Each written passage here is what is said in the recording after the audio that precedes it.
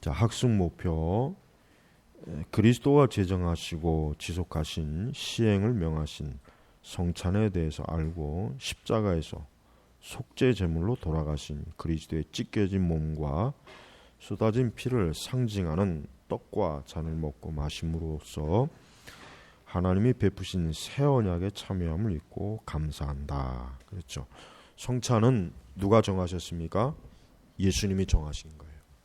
성찬은 사람이 정한 게 아니기 때문에 우리가 성찬을 해도 되고 안 해도 되고 그러면 아니죠. 그러나 이제 한 가지 주의할 게 있습니다. 성찬을 몇 번을 해야 되는지는 성경이 없어요. 그래서 행여라도 뭐 성찬을 매주 해야 되는 거 아닙니까 하는 분도 있는데 그렇지는 않습니다. 물론 매주 한다고 해서 그게 잘못되었다라고 할 수도 없죠. 그렇다고 해서 성찬을 매주 안 한다고 해서 역시 그것도 잘못되었다고 하면은 안 돼요. 그러니까 성경에는 성찬의 제정 횟수가 없어요. 뭐 한 달에 몇 번 하라, 뭐 일주일에 이게 없단 말이에요. 그래서 우리는 가급적 적절한 성찬 횟수를 가지면 돼요. 우리 제네바 개혁교회는 1년에 딱 2번 합니다. 전반기 한 번, 그러니까 부활절 그때 한 번 하고 종교개혁주일 그때 성찬을 해요. 그래서 딱 2번씩 저희는 성찬을 합니다. 물론 어떤 또 개혁교회라고 하는 데는 뭐 매주마다 우리는 성찬한다라고 하는 데도 있지만은 저는 성찬을 매주 한 거에 대해서는 제 개인적으로는 저는 뭐 거기에 그렇게 동의하지 않기 때문에 그런 거예요. 그러니까 우리가 성찬을 뭐 매주 한다, 뭐 1년에 몇 번 한다, 그것 가지고 이것이 문제다 아니다라고 삼을 이유는 전혀 없어요. 물론 칼빈 선생은 매주 하는 것을 권했지만 그러나 칼빈 자신도 그렇게 못했어요.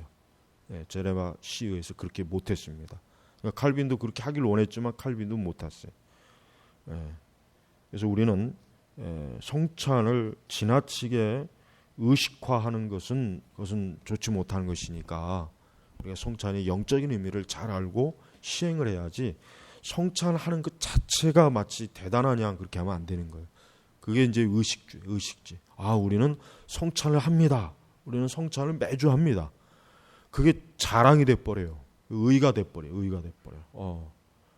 그래서 저는 그게 오히려 안 하는 일만 못하는 것이다. 차라리 1년에 뭐 2번 아니면 뭐 3번 아니면 뭐 계절별로 한 번씩 뭐 이렇게 하는 게 차라리 낫지. 우리 매주 합니다라고 하는 그게 하나의 자랑이 되고 의가 된다면 오히려 성찬을 더럽히는 거기 때문에 그래서 저는 성찬을 그냥 1년에 딱 2번씩 그렇게 해요. 물론 이제 특별한 어떤 성찬을 할 때가 있기도 있어요. 뭐 예를 들면 그는 물론 목회자의 판단이겠지만은 어떤 교회가 영적으로 어떤 뭐 감사 아니면 무슨 어떤 뭐 영적으로 좀 그럴 때 성찬을 특별히 해서 우리 성도들이 더 그리스도의 복음을 확고하게 좀 의지하는 그런 경우는 있어요. 그러니까 특별히 어떤 시기는 있다는 것은 아면 됩니다. 자 75문 그리스도가 십자가에서 드린 단번의 제사. 이 단번이라고 하는 게 중요해요. 단번.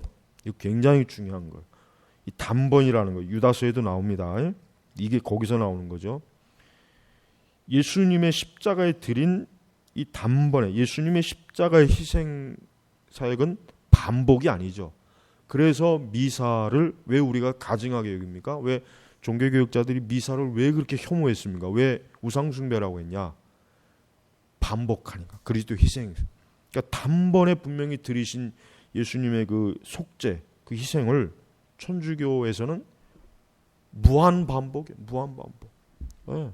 일주일에 아마 미사를 꽤 많이 할 거예요. 제가 알기에 이렇게 보니까 단번에 제사와 그리스도의 모든 은덕에 당신이 참여한다는 사실을 성찬에서 어떻게 깨닫고 확신합니까? 이게 중요하죠. 그냥 아무 생각 없이 성찬에 그저 뭐 떡 먹고 포도주 한 잔 마시는 거로 알고 있는 사람도 굉장히 많아요. 참 진짜 그런 분들은 진짜 얼마나 더 이렇게 하나님의 그 신성을 모독하려고 하는 건지 그 성찬의 의미도 모르고 그냥 떡 하나 먹고 빵 한 쪽 먹고 포도주 한 잔 마시는 거로 알고 있는 분들이 그거 참 정말 문제입니다. 그러면 안 되죠. 자, 다음과 같이 깨닫고 확신합니다. 그리스도는 나를 비롯한 모든 신자들에게 떼어진 떡을 먹고, 이 떡이라기보단 빵이라는 말이 더 낫죠. 근데 우리 한국적 상황에서는 떡이요 지금 이해할 수도 있는데, 하여튼 떡이든 빵이든, 그러나 이제 유대 성경에 나오는 그 당시 그 유월절엔 떡이 아니라 빵입니다. 빵. 떡을 먹고 잔에 든 포도주를 마심으로 그를 기억하라 명령하였습니다. 또한 이 명령과 함께 다음과 같이 약속하셨습니다. 첫째, 나를 위해 떼어진 주님의 떡과 내게 주신 잔을 눈으로 확실히 보듯이 주님의 십자가에서 확실히 나를 위해서 그의 몸이 찢어지고 찢겨지고 내어주셨고 피를 쏟으셨다는 것. 그렇죠. 그러니까 이 떡과 잔이라고 하는 것이 예수님의 십자가에서 그 찢겨지고 피 흘리는 그것을 영적으로 상징하는 거죠. 둘째, 그리스도의 몸과 피의 상징으로서 내게 주신 주님의 떡과 잔을 침례자로부터 받아 입으로 분명히 맛보듯이 주님께서 친히 십자가에 달린 몸과 흘린 피로서 내가 영생에 이르도록 나의 영혼을 확실히 새롭게 하시며 먹고 마시게 하신다는 사실이다. 그래서 우리가 성찬을 왜 보이는 복음이라 그러죠? 보통 성찬을 보이는 복음이라 그래요. 성찬을 보여지는 복음. 보통 우리는 복음, 하나님의 진리는 들려지는 복음인데 성찬은 보여질 뿐만 아니라 맛을 봅니다. 맛을. 그러니까 이 성찬은 우리 사람이 복음을 어때요?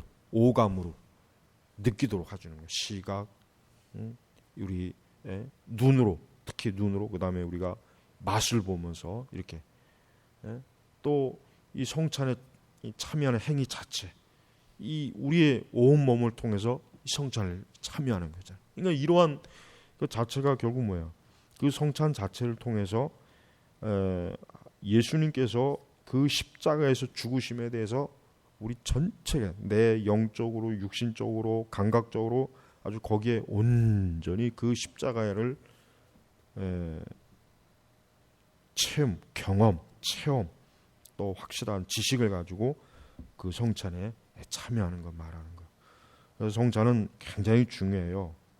사실 그 뭐 우리가 교회 역사를 보면 알지만 이 성찬에 대한 논쟁 때문에 막 서로 얼마나 싸움을 많이 했습니까? 싸우고 막 피 터지게 싸우고, 이 성찬의 신학적인 의견 때문에 막 서로 갈라지고.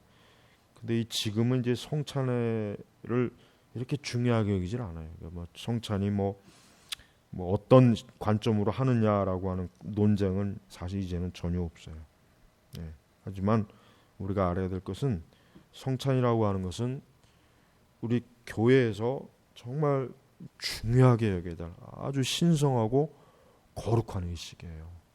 그래서 성찬은 절대 물론 모든 우리 기독교의 사역이 마찬가지겠지만 특별히 성찬은 아주 신성하고 거룩한 예배요, 의식이요, 복음이라고 하는 것을 알고 이 성찬을 집례할 때나 성찬을 받을 때 이것을 위해서 정말 기도를 많이 하고 회개하고 그리스도의 그 십자가의 복음을, 그 은혜를, 그 은덕을 지금 하나님께서 나로 이 죄인인 나를 여기에 이렇게 영광스럽고 은혜스럽게 참여하게 하신 것, 그 자체가 감사하고 막 감격을 해야 된다. 감격. 그냥 맹숭하게 그래서 떡 하나 집어먹고 포도주 한 잔 마시고 오늘 그냥 성찬했구나. 이런 사람들은, 그런 사람들은 아주 그 죄 짓는 거예요. 그러면 안 돼요. 정말 그러면 안 돼요. 그래서 어떤 성찬을 한다 하면은 그 전주부터 기도로 준비하고 그리스도의 고난을 묵상하고 예수님의 십자가의 사역을 묵상하고 말씀을 통해서 보고 아주 온전한 그 성찬 한 번 잘 받음으로 말미암아 우리 영혼이 얼마나 참 강건하고 믿음이 언제나 온전해지고 우리의 회개와 우리 영혼이 얼마나 든든해지겠어요. 그러니까 성찬을 잘 받도록 다음에 우리 이제 9월 달에 이제 10월 달에 성찬할 때 그때 하여튼 잘 받기 바랍니다. 기도하겠습니다. 하나님 아버지 감사합니다. 성찬을 소홀히 하고 또 성찬에 대한 신학적 성경적 개념을 전혀 갖지 아니한 채 지금 교회마다 그냥 성찬이 베풀어진 일이 많습니다. 저희 제네바 개옥교회는 모든 우리 교우들이 이 성찬이 얼마나 신성하고 거룩하고 영광스러운 건지를 알고 앞으로 성찬이 시행될 때마다 그 영혼 깊숙이 기쁨과 감사와 영광스러움으로 이 성찬에 참여할 수 있도록 하나님께서 그 심령을 은혜로 많이 채워주시옵소서. 감사하며 예수님의 이름으로 기도 올렸습니다. 아멘.